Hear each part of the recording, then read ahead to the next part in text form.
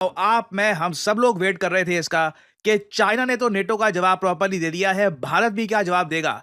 India ने finally hit back किया है। यहां पे आप देख पाओगे caution against double standards. NATO को डायरेक्टली बोला है कि डबल स्टैंडर्ड्स मत रखिए, हम आपको कॉशन कर रहे हैं, हम आपको वार्न कर रहे हैं। क्योंकि आपको याद होगा नेटो ने भारत को वार्न किया था कि 50 दिन के अंदर अंदर अगर रशिया से सीज फायर ना करवाया, पुतिन को फोन ना किया, यूक्रेन जो रशिया वॉर है खत्म ना हुई, तो उसके बाद हम सैंक्शन लगाना स्टार्ट कर देंगे। It will hit India hard, China hard, Brazil hard. तो इंडिया ने ओपनली यहां पर कह दिया है हम आपको सतर्क कर रहे हैं कि डबल स्टैंडर्ड्स मत रखिए, ऐसी गेम नहीं चलेगी। और यहां पे आप देख पाओगे इस पर बहुत सारे आर्टिकल्स पब्लिश हुए हैं।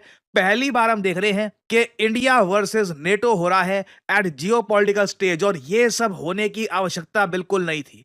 इंडिया के एक्चुअली रिलेशंस नेटो के साथ काफी अच्छे हैं, ज्यादातर नेटो कंट्रीज इंडिया की तरफ काफी फ्रेंडली हैं। मगर डोनाल्ड ट्रंप और उनके जो आप कह लीजिए मित्र है यूएसए में, उनकी पॉलिसी ऐसी है जहां पर वो 500% टैरिफ लगाने की बात करते हैं भारत पे। कि नेटो के जो चीफ है मार्क रट, इन्होंने भी डोनाल्ड ट्रंप की बात को पैरट करते हुए भारत को चेतावनी दे दी। इनकी वीडियो सामने आई थी, इंडिया में कई लोग वो वीडियो देखकर गुस्सा हुए थे। एंड सडनली अब हम देख रहे हैं इंडिया पहली बार ओपनली एक स्ट्रॉन्ग रिप्लाई दे रहा है नेटो को। मेरा काम है एनर्जी सप्लाई, एनर्जी मार्केट्स को मॉनिटर करना, make sure we have enough supplies. चिंता मुझे लगता है मेरे चेहरे से कि जिस तरीके से हम पार्टिसिपेट, मुझे चिंता लग रही है। सुबह से मैं आपके साथ हूं यार।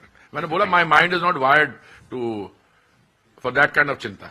तो पहले तो देखिए तेल के इशू को लेकर इंडिया ने ओपनली कहा कि देयर इज नो वरी, किसी भी टाइप की चिंता नहीं है, कुछ भी हो जाए। आज के समय इतने सारे ऑयल सप्लायर्स हैं मार्केट में कि ऑयल नीड्स पूरी होती रहेंगी।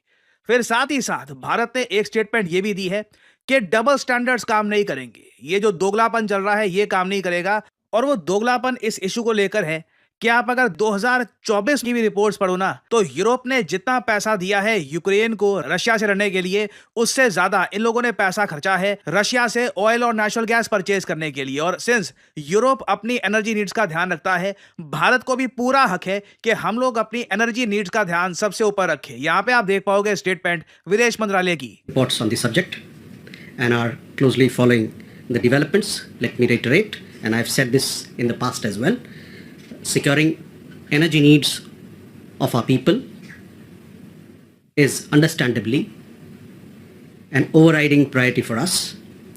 In this endeavor, we are guided by what is there on offer in the markets, as also by the prevailing global circumstances. We would particularly caution against any double standards on the matter.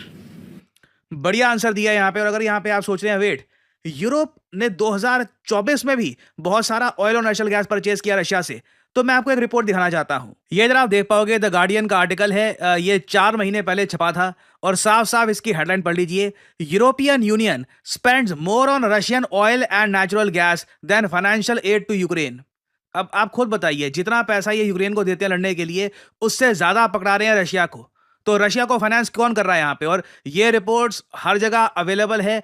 आप centre for research on energy and clean air की website पे जाओगे, सारी report यहाँ पे आपको मिल जाएंगी। इस रिपोर्ट में साफ साफ ये बात लिखी है कि यूरोपियन यूनियन के जो मेंबर स्टेट्स हैं, इन्होंने 22 बिलियन यूरो का ऑयल और नेचुरल गैस परचेज किया था in the 3rd year of war. Russia Ukraine war को 3 साल हो चुके हैं, इनसे पहले साल नहीं रोका गया, 2nd ईयर भी ये ऑयल नेचुरल गैस की परचेज नहीं रोक पाए, अब ये 3रा साल हो गया है, उसमें भी ये बाय कर रहे हैं। और यहां पे आप देख पाओगे the amount is 1/6 greater than the 18.7 billion euro European Union allocated to Ukraine in the financial aid of 2024।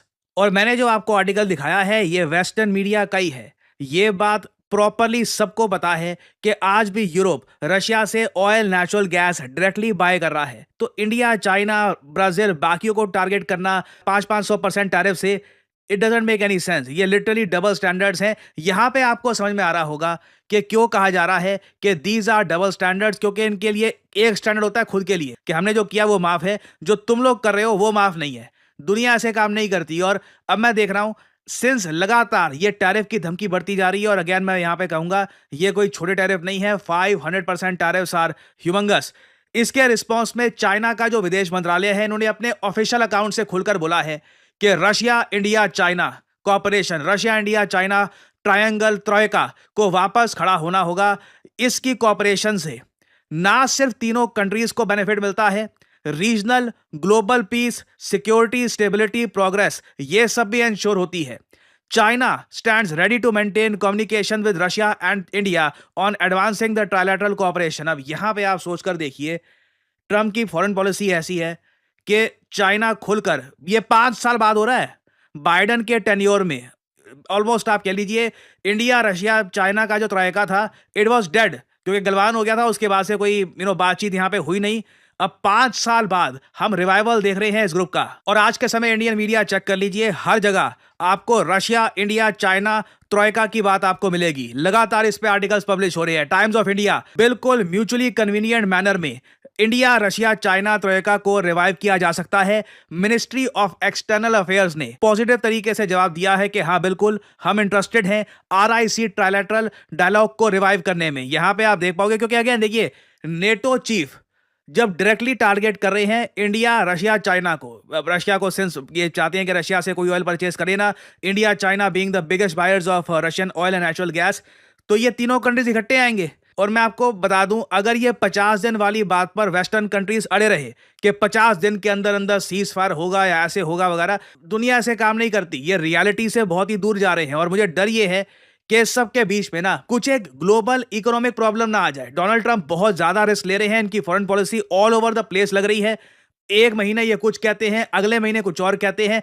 इस बीच अगर मान लीजिए यूएस की फॉरेन पॉलिसी के थिंक टैंक्स और जो इनका विदेश मंत्रालय, उनको लगा कि ट्रंप के एक्सपेरिमेंट्स फेल कर रहे हैं, जो भी ये करना चाहते हैं बैकफायर कर रहा है, जो यूएसए ने कई सालों से कोशिश करी थी इंडिया, रशिया, चाइना को आपस में दूर करने की, ये तो इकट्ठा अपना ग्रुप बना रहे हैं। आई थिंक कोई बड़ी बात नहीं है फॉरेन पॉलिसी के मामले में। डोनाल्ड ट्रंप को या तो बोला जाए कि जो हमारी ऑलरेडी चलती हुई फॉरेन पॉलिसी थी उसको आप फॉलो करिए, या फिर अपने एक्सपेरिमेंट्स करना बंद करिए, क्योंकि आप कई दशकों का नुकसान पहुंचा रहे हैं यहां पर यूएसए को। ना यहां पे मैं आप लोगों से एक क्वेश्चन पूछना चाहूंगा। भारत की रणनीति साफ दिख रही है। आप देखोगे भारत में आर्टिकल्स भी ऐसे ही पब्लिश हो रहे हैं कि इंडिया ने नेटो के चीफ को क्वेश्चन किया है, इनको वार्निंग दी है कि डबल स्टैंडर्ड्स के हिसाब से काम मत करिए, और साथ ही साथ सिग्नल कर दिया है नेटो और यूएस दोनों को कि RIC टॉक्स रीस्टार्ट हो जाएंगी। जो 5 साल तक मामला ठंडा पड़ा हुआ था, सडनली RIC आपके सामने होगा। अगर ब्रिक्स को देखकर तकलीफ होती है ना, तो सिंपली एक मंच पर इंडिया, रशिया, चाइना के लीडर्स को देखकर तीनों हाथ मिला रहे हैं, बात कर रहे हैं। यूएसए को सडनली फील होगा कि जो भी तरक्की करी थी फॉरेन पॉलिसी में, सारा एक यू टर्न हो रहा है यहाँ पे ऑल टुगेदर। सो बट यहाँ पे मैं आप लोगों से पूछना चाहूंगा, do you genuinely support the idea of RIC? क्या आप मानते हैं कि फ्यूचर में RIC को रिवाइव करना इंपॉर्टेंट है, या फिर आप मानते हैं कि नहीं, इससे चाइना को एक बहाना मिल जाएगा, चाइना ओपनली पाकिस्तान का सपोर्ट कर रहा है, इसी बीच हम RIC में बातचीत शुरू कर देंगे, तो इससे इंडिया का जो स्टांस है अगेंस्ट चाइना इंटरनेशनली, ये वीक होता है। तो यहां पे मैं जानना चाहूंगा आपका ओपिनियन।